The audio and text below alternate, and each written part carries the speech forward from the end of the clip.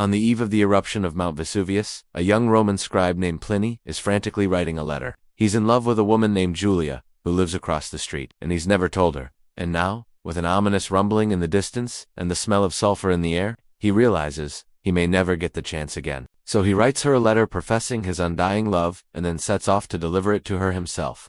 But within minutes of him leaving the house, the first of the ash falls. And as he runs through the streets, desperately trying to find her, it quickly becomes clear that this is a letter he may never deliver. This is the story of Ashes of Pompeii. The last letter, it was actually written by Pliny the Younger, a real Roman scribe who lived in Pompeii. And it's one of the most heartbreaking stories to come out of the city's destruction.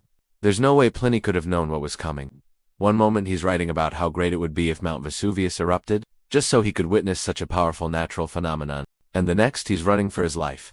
According to Pliny's actual letter, which he wrote to his friend, not Julia, he woke up in the middle of the night to the sound of his neighbor's roof collapsing. When he looked out, he saw an immense black cloud billowing over Mount Vesuvius, and as it grew larger and larger, he realized it wasn't a cloud at all, but pumice stones the size of houses. He raced out of the city, along with thousands of other people, and they all stood there watching in awe as Mount Vesuvius erupted for 6 days straight. Pliny even collected some of the pumice stones in a bucket to show his friends back in Rome. It was only later, when he returned to Pompeii and found his home completely destroyed, that he realized the extent of the tragedy. All of his possessions were lost, including the letter he had meant for his friend, but amazingly, it survived, hidden under the rubble, and was discovered by archaeologists almost 2,000 years later. In the end, Pliny's story is one of the few we know from Pompeii because his letter survived, but it's also one of the saddest.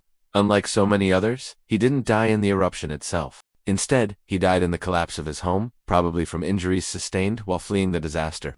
If you want to hear more stories from Pompeii, stay tuned for more information.